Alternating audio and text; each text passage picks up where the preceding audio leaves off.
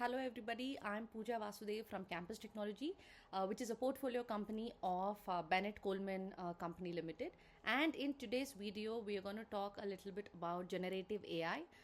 Given that artificial intelligence is the talk of the town, I thought it makes more sense, for us to just make a video about it and talk to you about the various uses of generative AI, specifically for educational institutions who are applying for accreditation, basically NAC, NBA, QS, or any other international ranking.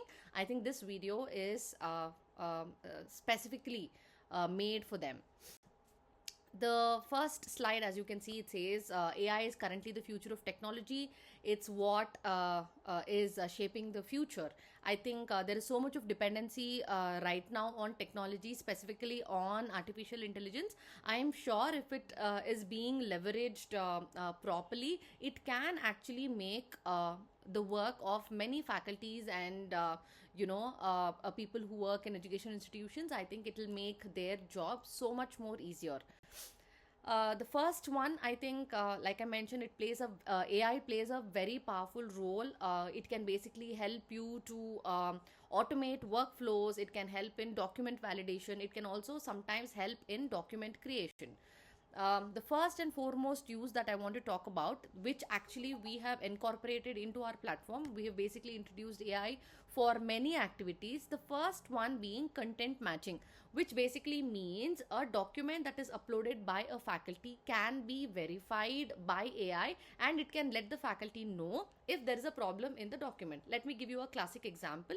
Let's say you attend a seminar and you upload the details about the seminar, and then there is a certificate which says that you have participated in the seminar, and you upload the document onto our portal. Now the IQAC, Internal Quality Assurance team, they can see this document, and then if you did not have AI, or if you did not have any platform that you're using to collect data, what would happen is that the IQAC team would manually verify this.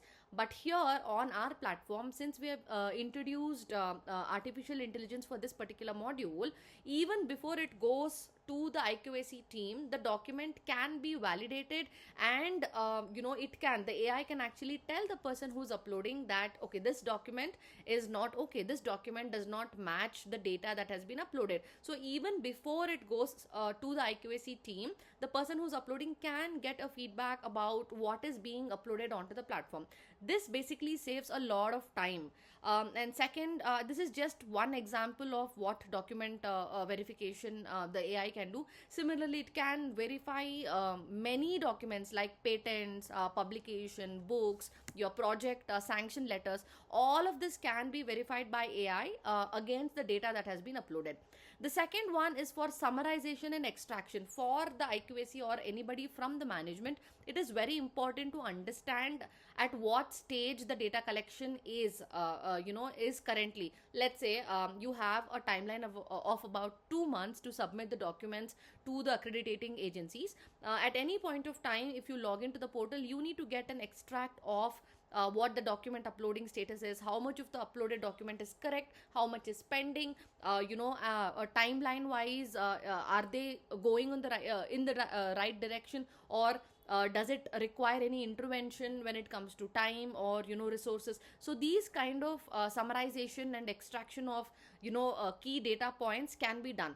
Other than that, it can also identify areas which needs improvement depending on whatever data has been uploaded onto the platform. In this case, our platform, Campus Technology, which is actually using AI, it can pinpoint and tell you the areas that require improvement and that requires some kind of attention by either the management or by the faculties, and ultimately they can work upon it and then expect a better grade in that particular metric. The second one, like I mentioned earlier, documents can be generated from scratch. So let's say there is a policy that needs to be created, and then the institution or the university does not have it currently. Depending on the key points that are required for the policies, this entire draft policy can be generated using AI. Of course, to make it more specific to the institution, it can be fine tuned. That's why I mentioned a draft. So I would say 95 to 98% the policy can be used as is, but in case you need any changes, the draft can anyways be modified. Other than that, you can also generate standard operating procedures or any kind of SOP that you need to set up, that can be generated from scratch. And even meeting minutes. So in case you conduct a meeting, let's say IQAC conducts a meeting and the meeting minutes have to be created, this also can be created using generative AI on our platform. Now again, AI doesn't replace our creativity, it empowers it. We are only trying to give you a tool to make your work easier. No one can replace the kind of inputs that the faculties might have, or the institution might have. This is simply an enabler, this is simply a tool to make it easier. It's just like using a calculator. Of course, all of us do know how to calculate stuff without using the calculator. We can all just use our traditional math methods to calculate, but using a calculator just generally makes the work much faster. So AI is very similar to that. It's just an enabler is just a tool to make sure that we are using our time more efficiently. And that's about it for this short video. Hopefully in a couple of days we will talk more on other uses of AI and how it can be used by educational institutions. Thank you so much.